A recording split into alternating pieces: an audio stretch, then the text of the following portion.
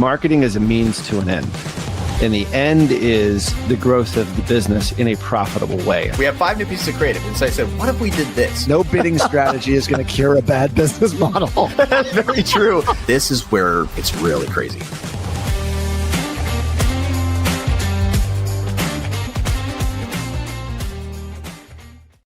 Happy Friday, John Moran. Yes, happy Friday to you too, sir. Calling in from the conversion kitchen, cooking up chaos, cooking up conversions. Cooking up tracking stuff. Unfortunately, you came upon a little tragedy this morning, so yes. Hopefully won't hear any howling dogs in the background. Sounds like he's pretty well sedated. Yeah.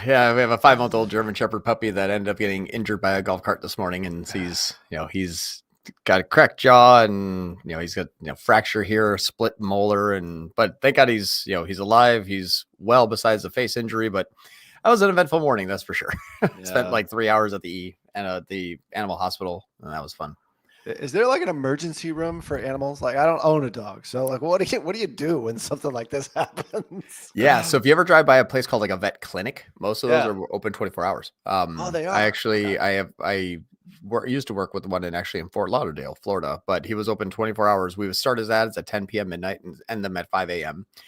And basically, as soon as anybody would call him, he'd be like, "Yep, come on in," because can't diagnose over the phone. And as soon as they show up, they do full blood work, X-rays, like everything right off the bat, just to kind of get a handle on it. So it usually charges about $2,500 for that. As soon as if it's 1 o'clock in the morning and your dog's bleeding and you're like, "I need help," you usually look for like animal hospital or animal clinic, and you'll find 5 or 10 near you within a 5-10 minute drive typically.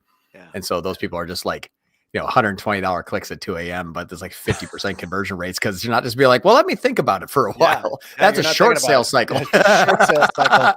And that's actually what we're talking about today is the opposite of that, which is not short sales cycle, but probably on Meta is my guess. Yeah. Meta. Google is a little bit easier for long sales cycles because they get to take their time on an inbound action. Outbound long sales cycles are very expensive, tough, and your metrics are not CPA based like everything else pretty much, which I have a small example of that, but it's absolutely, we have to think about how the algorithm operates and why. Mm-hmm. And when you're talking about something that has a long sales cycle, let's say 30 plus days, tracking becomes obviously very difficult because you have like a 28-day sales cycle or 28-day like click through, but you might be like 30, 40 days in sales cycle. Meta basically loses sight of it after 28 days. Or they think it's not working, right? Yeah. And that's the worst part is because it is going to do creative targeting, we still have some control over the type of people it goes after. But the frequency as to which they go after those users may be fairly low. Now, you have an average frequency of like 1.5. It doesn't mean that out of 100 people, everyone's seen it 1.5 times. It means out of 100 people, 80 of those people probably saw it once, and then 20 of those people saw it 3 times. Like there is, when you dig a little bit deeper into the metrics, there's some skew towards a more hot and, it's like a Little Caesars audience. They're hot and ready. Right. So it's a model that you have to kind of work with and retrain the algorithm. I've done this twice. Recently. One was with a company that sells outdoor kitchens. Mm-hmm. They're $18,000 in a 6-month sales cycle. We chose a previous point in time in the journey where it was plentiful and frequent, but it had a high conversion rate from that milestone to close. It was like upper 93 percentile. It's like once they reach this point, 93 out of 100 convert. So we're like, good, we'll use that because that conversion cycle is 3 days, although the sales cycle is 6 months. Yeah. They have to, build their own kitchen online. They design it. They meet with a designer. They finalize it. You got the materials, and then you have to go and actually, get it built, which takes another 3 months. So by the time like all the money is in our hands, it's 6 months later, and Meta thinks that these people, nothing, and Google, they think nothing happened with these people. Right. So that's kind of what we're talking about today is optimizing for longer sales cycles. Now, go ahead. Past 30 days. I mean, so we get this question a lot, actually. And we have a case study that we need to update because some of the data is a year or so old. But In that particular case, it was a franchise in the cosmetic surgery space where the sales cycle was 90 to 120 days for the big operation, for the big, like the tummy tuck or the liposuction or the Brazilian butt lift. But like there was a lot of touch points from the first click or the first impression through to booking the appointment, to the first consult, the second consult, the third consult, and then finally like the big procedure. And so what we found is like when we were doing the ads for this 25 centers, they thought none of the ads were working. And we actually didn't know that the cycle was so long until we looked back at the data after 90 days, because we were doing offline conversions back into the interface using a tier 11 data suite. And then all of a sudden we found like $2.7 million worth of revenue that magically appeared after 90 days. Meta never would have used that on conversion value or anything CPA based inside the platform, because those people basically didn't exist.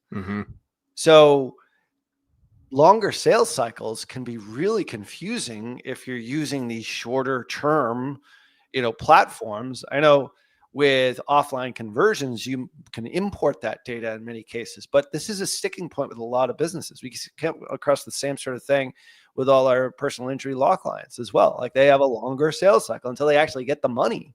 Like that might be years, Right. through either litigation or settlement, or if it goes to trial.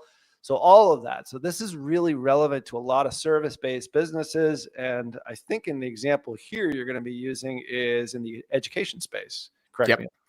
Yeah. So this is basically getting people to, this one is a company that sells online college courses, prerequisites specifically, that are fully transferable to 3,000 colleges nationwide. So a lot of even Ivy League schools, they are accredited with them. So they say, if you take it there, they'll transfer to us.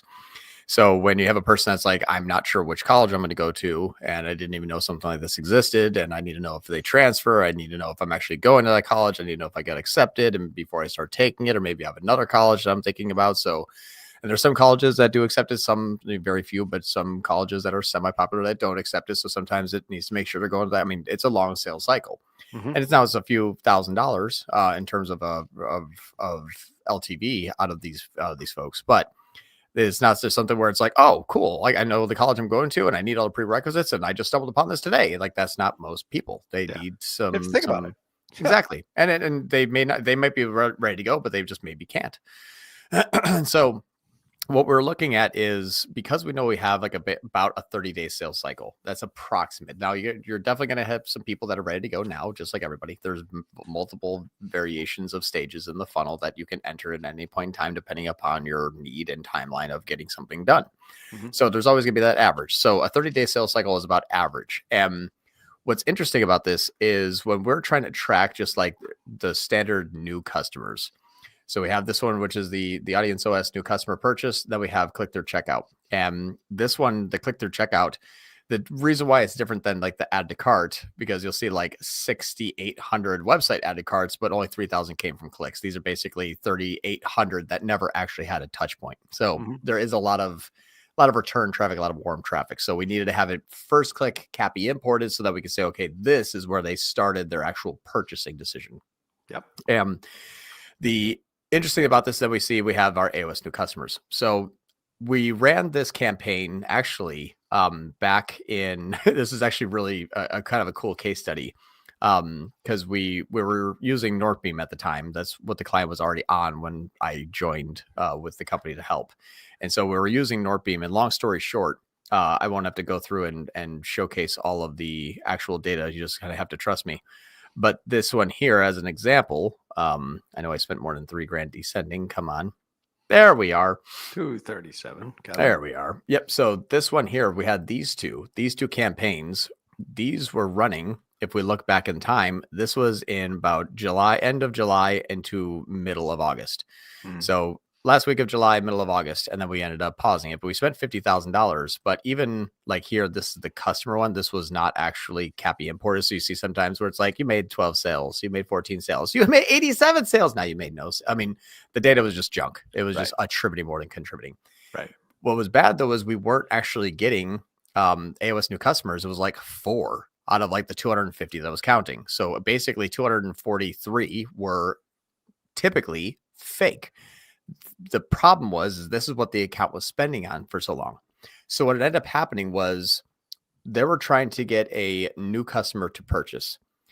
The new customer was not purchasing, and Meta changed audiences to, okay, well, who is purchasing? And they found out that they had a whole bunch of one-day view engagements from the existing traffic that was already buying that had nothing to do with that campaign. So it just latched onto them because for all the way since January, it actually never found anybody real. So what's funny is it's like, it's not the fault of the algorithm. The algorithm is just tracking what it can track, but because it can track so much, you have these like bottom of the funnel campaigns that they're like, wow, we're getting all these like, really stupid cheap conversions, $13 conversion. We spent 14 grand on, we got 1,000 purchases. And I'm like, hey, by the way, when we actually look at our sales kind of like each day, like we don't have thousands of sales every day. This is weekly. I mean, I'd love to have. Wow, what an overstatement! Wow, wait a second. Those are all view through. Like, how it doesn't even match. Like, well, wait a second. January 1st to October 16th. Did you just look back? Well, what was the data on that? On your look back on the Excel sheet? Yeah, and I don't know. This is December of 2024. Okay. Yep. So I'll go through and track it. It'll make a lot more sense. I'm just trying to showcase this one here, but you're exactly right. Like, wow, we have 1,100 purchases. Now 194 took 7 days to click, but then we just tacked on another 900 one-day views. Haha. It's when Meta can't find it, it will find them from somewhere. They'll find it somewhere. And that's kind of what it did. It's not as, like I always say, it's not as Machiavellian as I make it out to be. It's not like, no, we can't get it, so let's steal it. It's trying to track them. And because it can count all events out, that's what happened this year, which is if it can see an event. And remember, due to loss of data, we may not have the clicks attributed all the time. So because of that, don't worry, we just backfilled it. What'd you backfill it with? Don't worry about it. Just be happy with your low ROAS. Or this proves your point, though. Like when we were talking about this, like how much of Meta's data, if you don't use CAPI imports with edge tag, which obviously we'll talk about here in just a second, and we have a special that we're going to tease, is that they will find that data somewhere and or model it 40 to 60%, or just use view through conversions, which are conversions that would have happened anyway. Yes, did Meta have something to do it? Yeah, probably, but it's overstating its importance. And the data is largely modeled. Right. It's not actually click attributed inside the ads manager. And this is a point which I've said so many times that like people are starting to maybe understand it a little bit. It's crazy how long it takes for people to get this, huh? Yeah, because think about it this way. Like while you're drawing here, I'm just going to give a little history of Meta. Back when Meta was Facebook, remember when 2021 happened, you got the ATT prompt. The ATT prompt was iOS 14, which basically blocked most user data coming inside Ads Manager from being seen inside Ads Manager. Like upwards of 70, 80, 90% of people like clicked do not allow Facebook to track. So that left Meta like, oh my God, what am I going to do? That's when afterwards they came out with CAPI. They came out with a system in which they can model data. They can maybe take out of 10 conversions, maybe they capture 4, but they're going to model the other 6. Whether or not those other 6 are actually accurate, it's highly subjective. Unless you actually have a click, they're just sort of, and you figured this out with Northbeam to a certain degree. Point is like the data that you see inside Ads Manager isn't necessarily the actual data, especially if you check it against your CRM. Exactly right. And that's what's funny is like Meta will never just check and be like, did I actually do that CRM tool? Like, and click through attribution on the first click. And what I always said was Meta is and Google and TikTok and insert paid media campaign here, except for App 11. That's just a dog shit network. But we literally have canceled 6 App 11s this week. And this is $250,000 spends, and we saw 0 loss of top line. It's been fantastic. So I'm going to probably get killed by App 11 because their stock price is like pretty healthy right now. So anyway, so here's what ends up happening with Meta. The pixel is visualizing the blue here. This is kind of like your amount that we can track. What this means is that the pixel So the blue is what seeing, Meta sees, is what you're this saying. blue Okay. box right here. And what Yep. what the blue box represents is a timeline. And the timeline here, this would be day 1. This may be like day 15. And this may be like day 30 over here. So you got basically 2 like kind of different periods in time. You got day 30 up here, and then you got day 30 over here. So what ends up happening is on long sales cycles, Meta is not good enough. It doesn't have the physical tracking capabilities to be like, okay, I'm going to see this whole path here. And this is what people typically think. It's tracking clicks, it's tracking conversions. And that's not necessarily true. It's not going to get the first click and then say, okay, let's just wait however long it takes for us to see a sale, because we all know that if it launches and you have day 1, day 5, day 10, and nothing happens, it's hard for most companies just to be like, well, give it 20 more days at 10 grand per day. Let's just see what happens. Like that's 200 grand. Like, no, you can't just do that. So what ends up happening is that since Meta can usually see the last few things that are happening, which is why they use last-click attribution, it's seeing about, it's only seeing the last kind of like week or so. Now, when you're looking at conversions, it's easy to see, okay, well, there's other sources and other channels that are feeding into this line here. You got organic, you got direct, you got influencer, maybe there's some email blasts going out, and you have all of these kind of sources coming from the unknowns feeding into these people are getting ready to convert. Right. Now, because there is no click IDs at any starting point, but there is conversions at the ending point here. Remember, they're hitting that thank you page. They're triggering that event just like any other user, and they're probably a Facebook user. Chances are, I mean, we're covering what, 3/4 of the globe right now as far as population, as far as like who is on a Meta app. So chances are, even if they are not on Meta at that moment, they are being tracked by Meta, and they will appear as a view through because because never clicked. Never clicked. Right. And so because you have all these sources that never started those users on their journey, but they're all ending at the same place where the pixel is. Yep. And then Meta says, well, wait, I didn't even get a click from this user. And then Meta also, corrects itself and says, but that doesn't mean we didn't cause it. Doesn't mean we didn't cause it. Exactly. They're a Meta user. Yep. Now, all of these people over here. Good enough. Exactly. Like it's exactly right. And we're spending all of our money over here.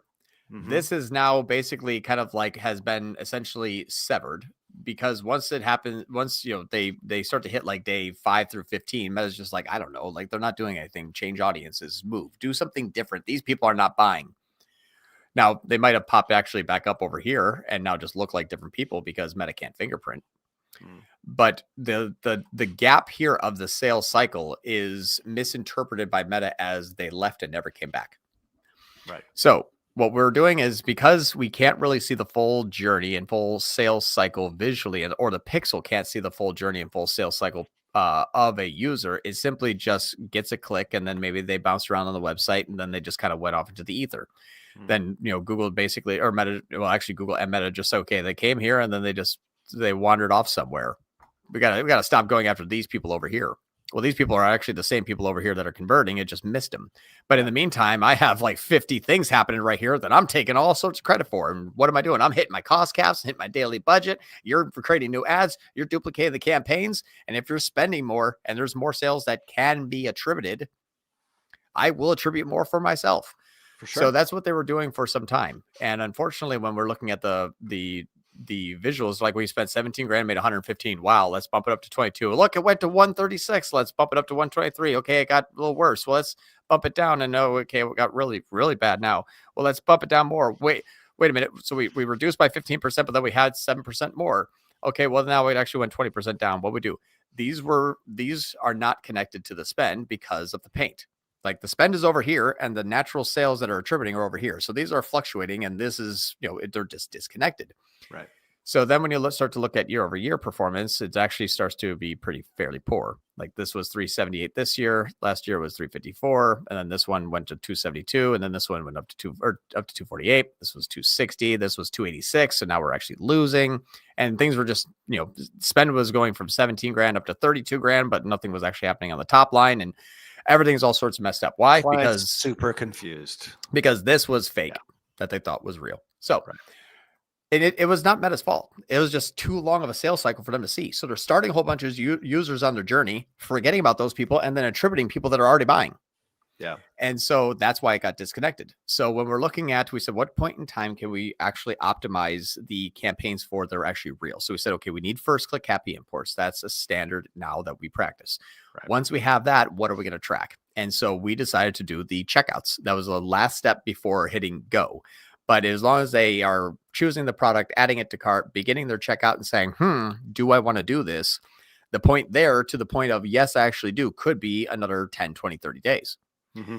So it's an indication. You had data that checkout typically will mean they will progress to the next step, but there's a high likelihood of them progressing to the next step. Exactly. Like there's a big indication that they will actually come and purchase if this is the right product for them. Like we brought them all the way up to the checkout, be like, did you find the product you're looking for? I have it in my hand. Did you get it in many? I have two actually. I really want to buy them. Right. Are you ready to check out? No, I want to think about it. Okay, well, checkouts that way. All right, sounds good. Like that's where we leave them basically. That's the analogy. This is a huge problem. This brings me back to the discovery call I was on this week where the gentleman was asking this question. It's like, what would you optimize for?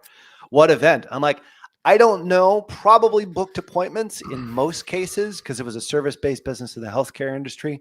But I'm not really sure because until we actually get the data, it could be a step before that. It could be a step after that. It's like, what's the precursor to them actually making the sale or becoming a patient in their particular case?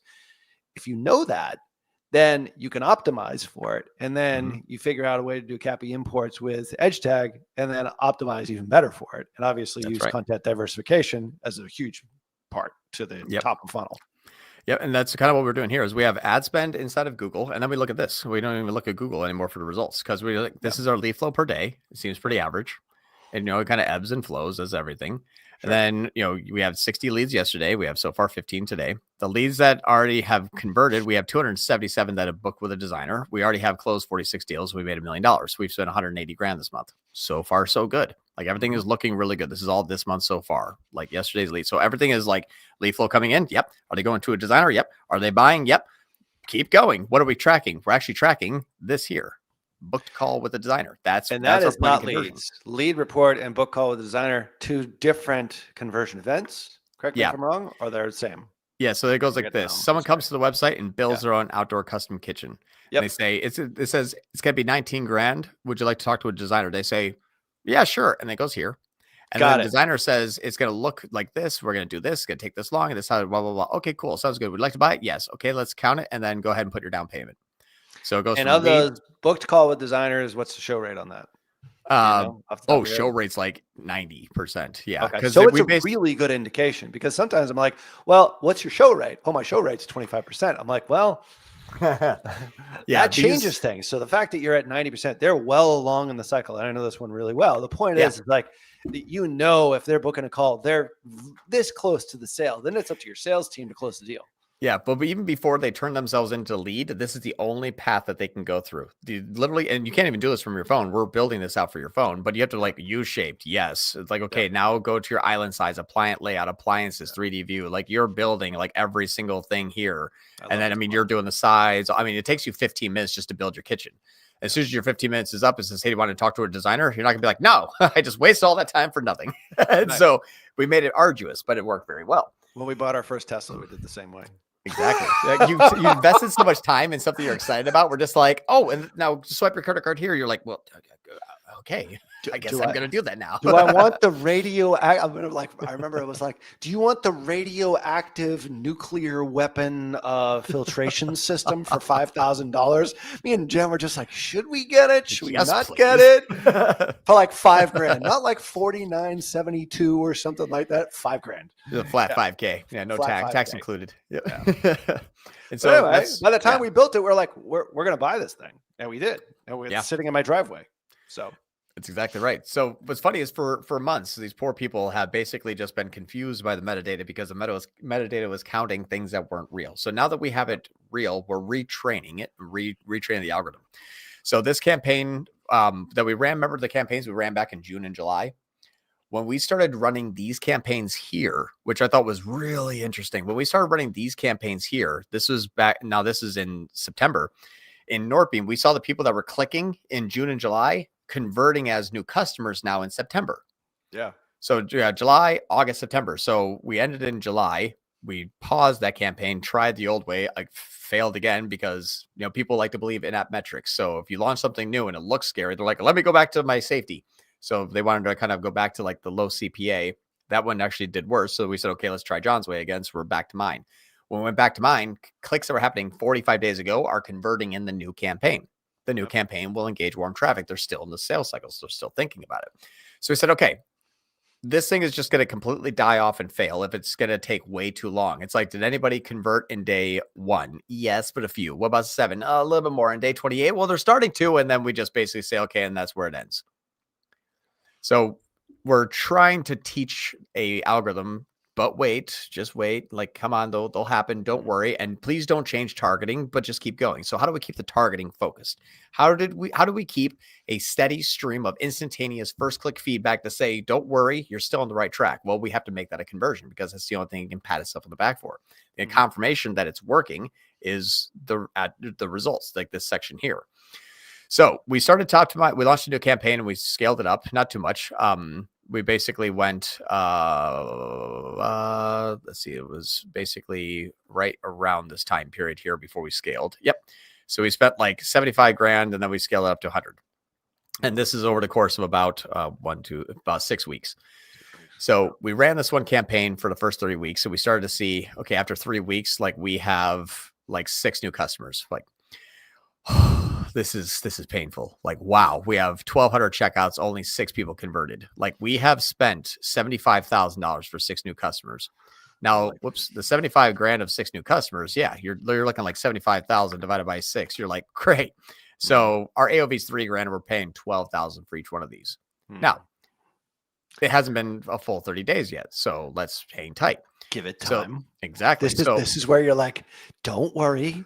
But I wait, know what I'm doing. There's more. But wait, there's more. Exactly right.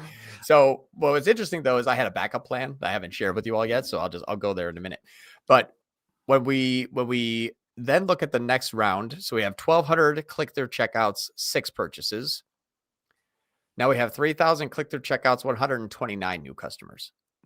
Like that went from 6 to 129 pretty quickly. Now, it still thinks we have 241 new customers or 241 customers, just like we had 240 customers last week. You can see how that metric didn't move because it actually counts our HubSpot basically subscribers. They're just the same. It's so bad. Meta was just finding anybody converting on anything ever.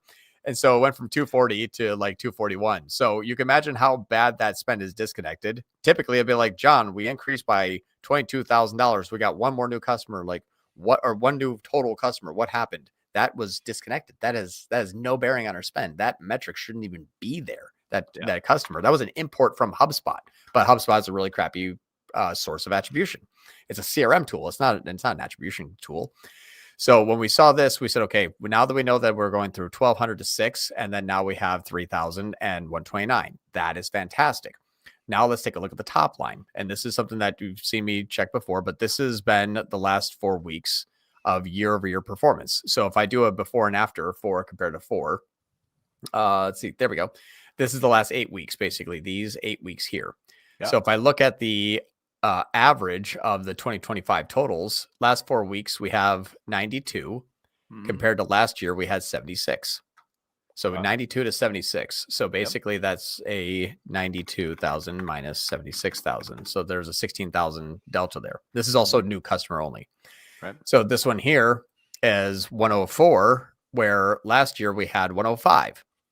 So you see how we're going into a slower season. That's why we're expecting to pull back, and we were expecting a nice, a dip down. You can see how it goes from 75, 80 down to 67, 64, 80. Like it kind of slumps off, and we were actually kind of holding tight around 90, which is good. Right.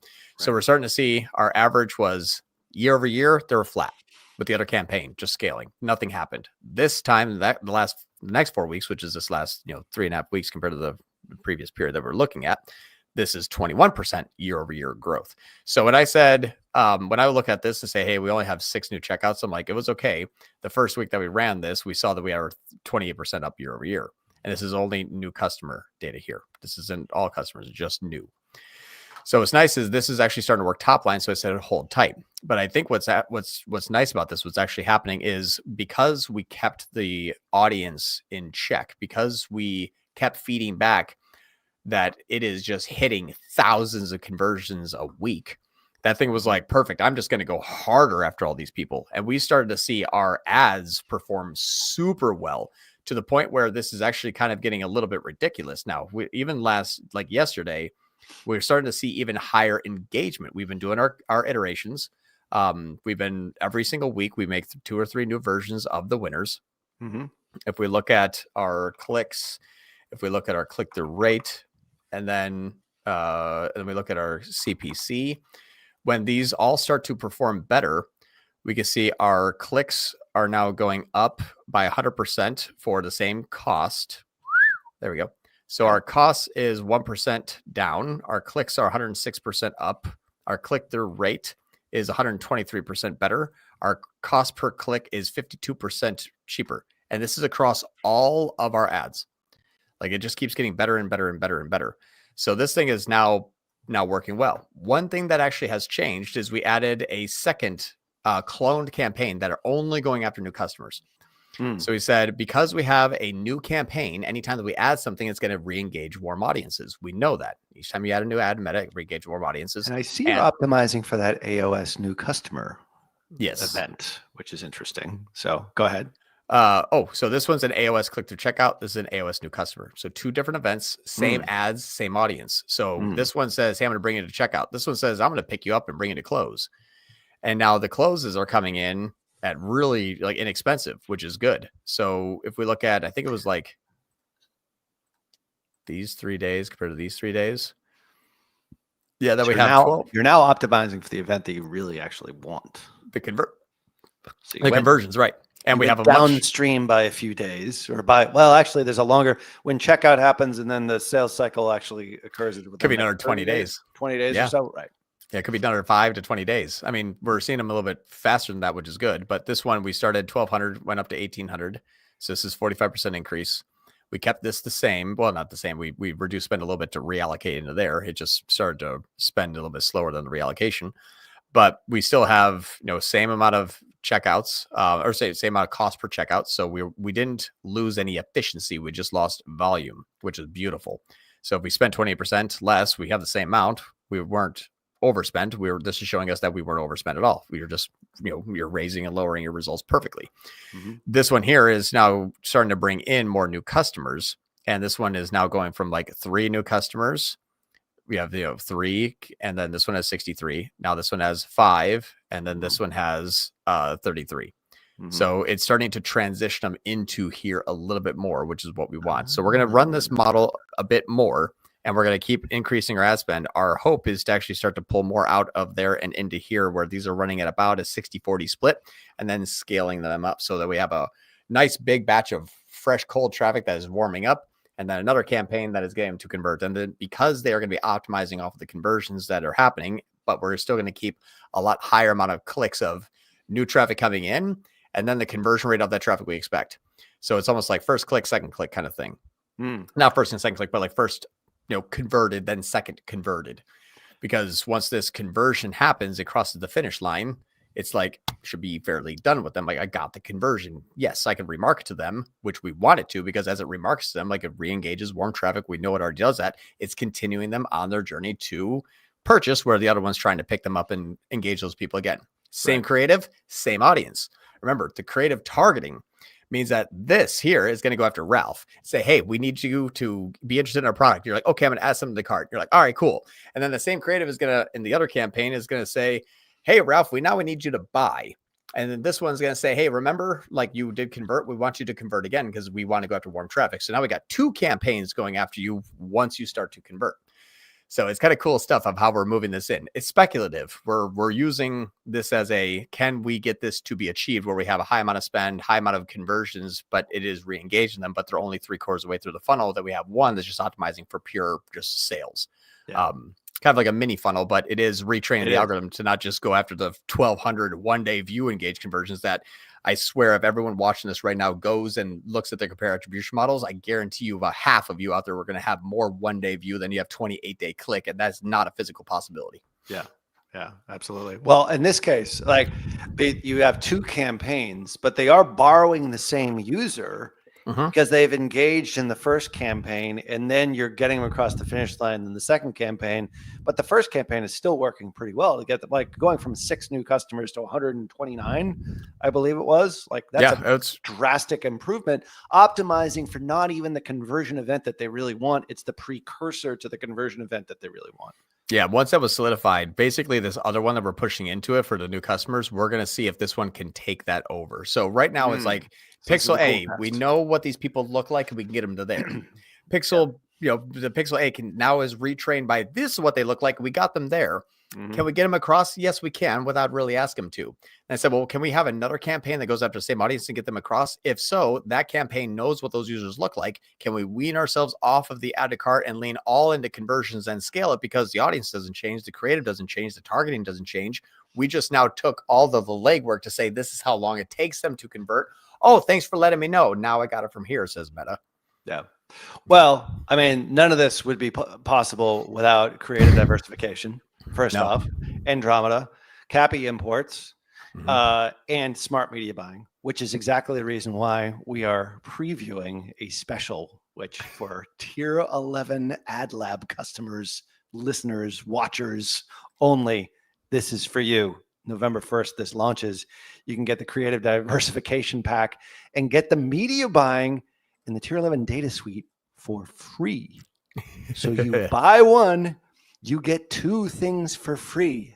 We're crazy. We're going to offer this through the end of the year, John, because we realize that everybody now in Meta needs at least 30 creatives, and we need smart media buying that goes along with it. Says, hey, I need more of that stuff, and I also need great data. I need CAPI imports with Edge Tag, which is exactly what Tier 11 Data Suite does. So this is an offer for you guys listening and watching, and grab it right now because we're only going to do about 10 of these. We might do 11 through the end of the year.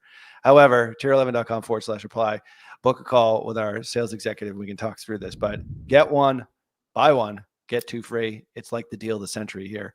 And it's only because we've got partnerships with all of those individual MarTech platforms so we can do this for you, the Tier 11 live listener and or watcher. So John Moran, thank you so much for laying the groundwork for what I believe is like one of the most groundbreaking strategies that we've ever talked about here. The 15 years I've been doing this, like Andromeda is like a game changer. I mean, I can't think of anything else that matches it at this point. I remember when, Power Editor like came on. Oh my God, I forgot about Power Editor. Like I remember like the Pixel like disappeared. Remember when the Pixel was going away, inside Facebook before it was Meta. Now we've got the Andromeda strategy, and now people are starting to pay attention a little bit more, and you can see it in the videos that we've done in the last couple of months. And this is the reason why we're doing this special. So buy one, get 2 free, tier11.com/apply. Let's get over to questions, shall we? Unless you have anything more to add. No, let's do questions. All I would say is that that creative, actually, I will just take a 2 seconds to add it because it's so important to see the creative. And I think we've gone through, let me know if we've gone through this before, where we started with the Reese video and then we duplicated Robino. Did we go through that yet? I don't think we did. Not in this one. No, I'd love to see it actually. So this is creative diversification in action. Yeah, well, this is actually, it was that, but it's also optimizations based on what is working. So what's funny about this? Yep. Yeah. And here's what's crazy is like, this is the amount spent. We did it for a week. It worked well because we have a high amount spent and we have a high click-through conversion.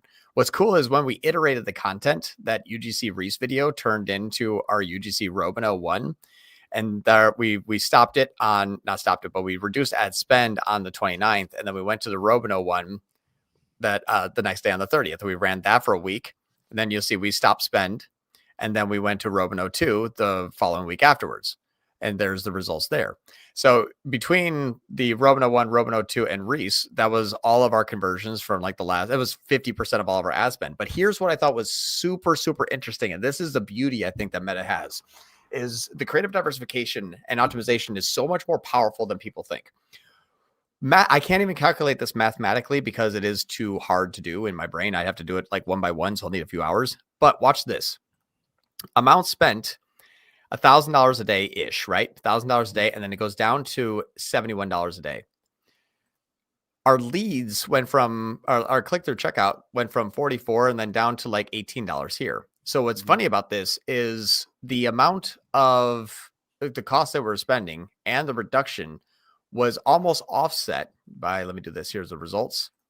The results here, like we're going down to such small spend.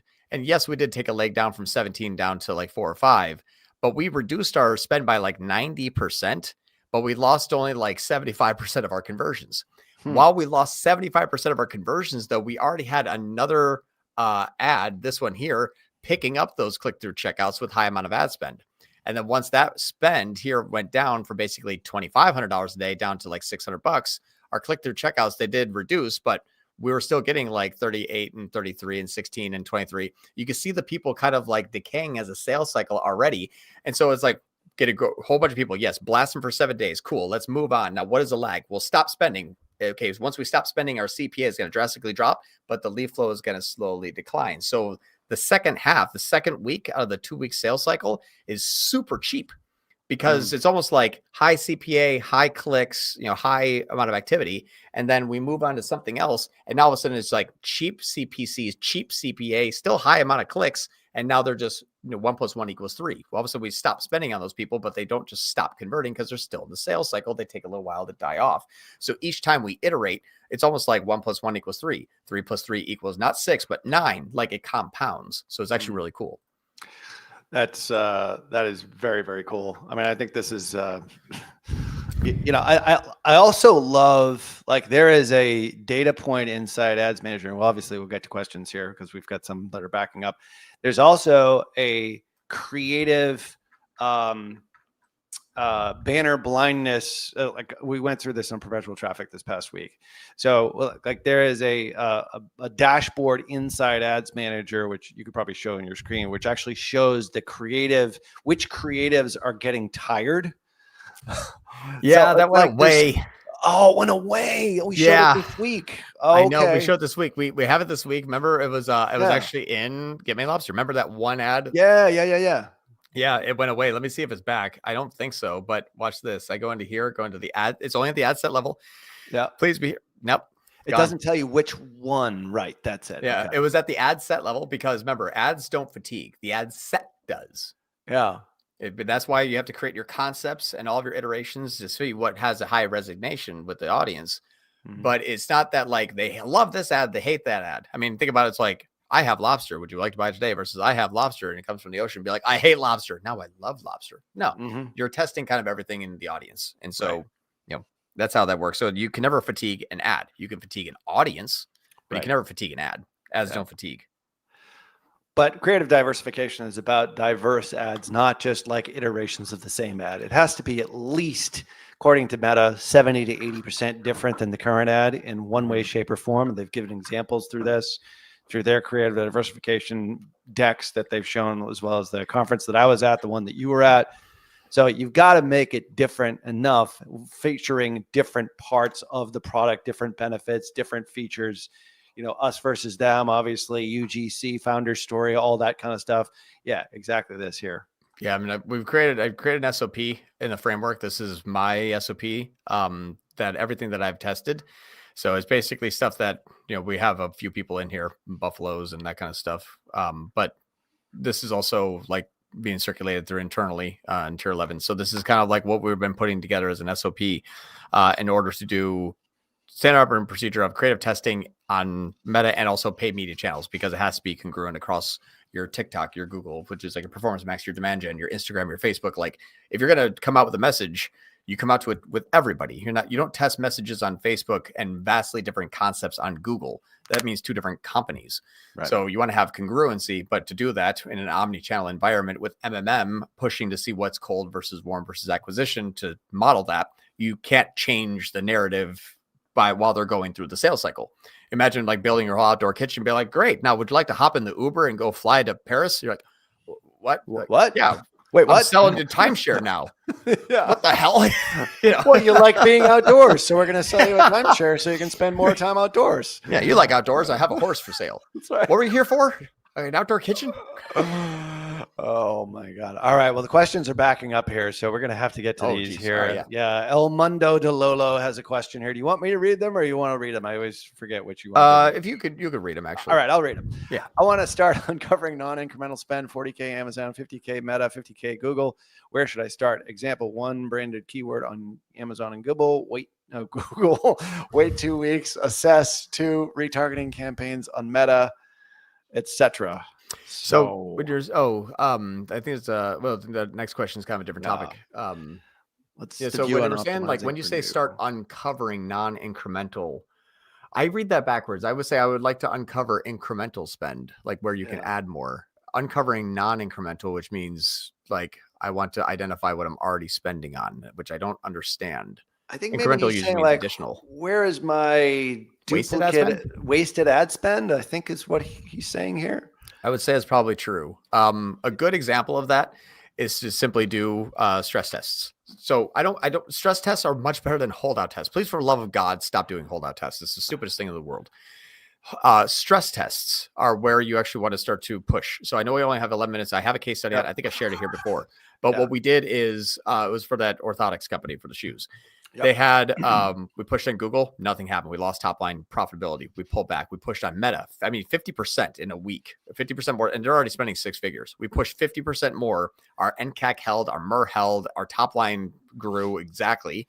And our media spend grew with our top line perfectly. And our incremental, not incremental, our contribution margin actually was 40% better.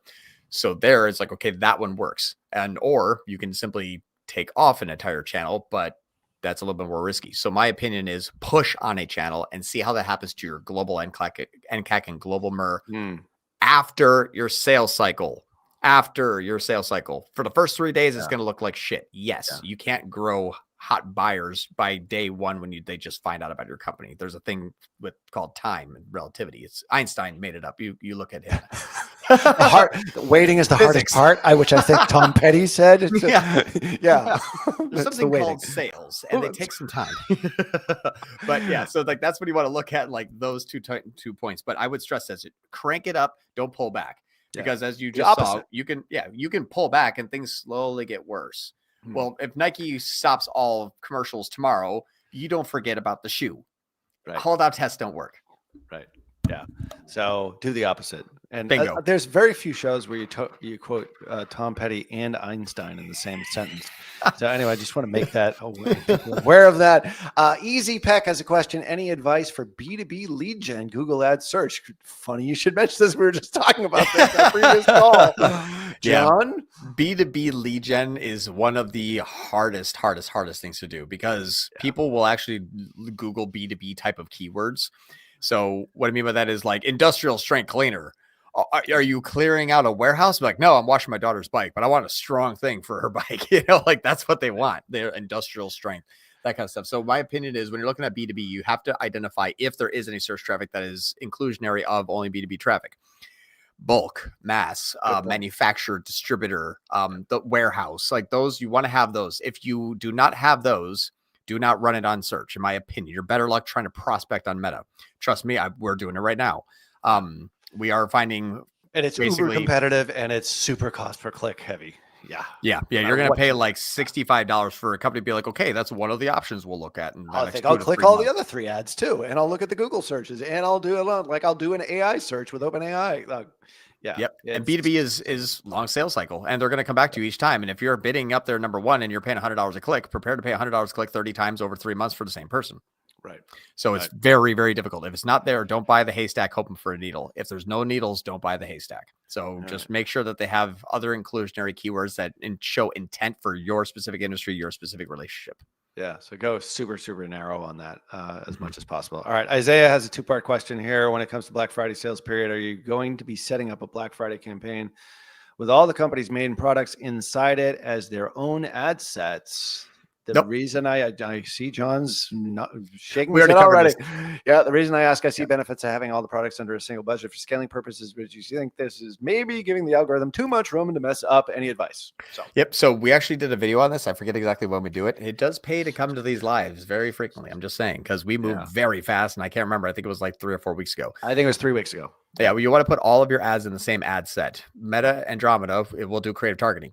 Let me ask you this. If you change campaigns, what are you changing when the creative does the targeting?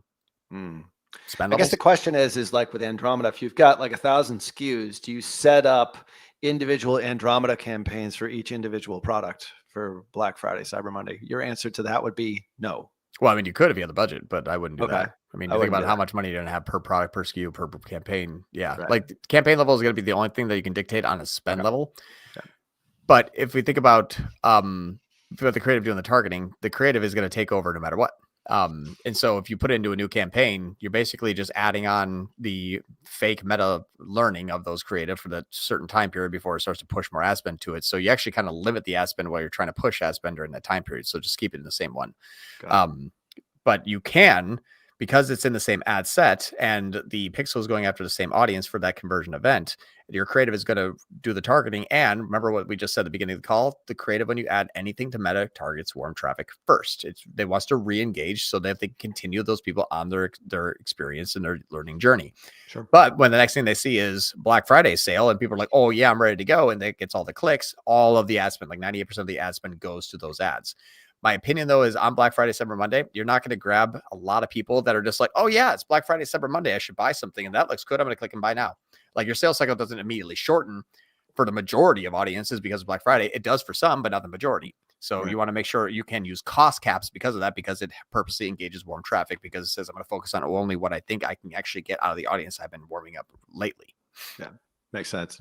John Moran's dog is back. He's very sleepy and very bruised right now. Still sleeping right there. Yeah. Cracked jaw, unfortunately. But this John Moran's dog seems like he's bringing pretty good health. Which costs should be included or excluded when including NCAC or MER? Should you include broader costs like salaries, office, and overhead? OpEx. You can. I would look at your fixed cost. Like if you have like a Ferrari you haven't told your wife about, you own the company, maybe, just try to like keep that off the balance sheet. Don't tell your accountant either. Well, we actually had a client that had like 2 horses at a stable. I'm like, where's this $12,000 a month probably like cost coming in from? They're like, oh, we have some horses. I'm like I'm not hitting NCAC targets because you bought a horse. Like, oh my God. So like, that's what the conversation we had. The cost of goods sold, John. Come on. I know you can't just throw it on the expense list.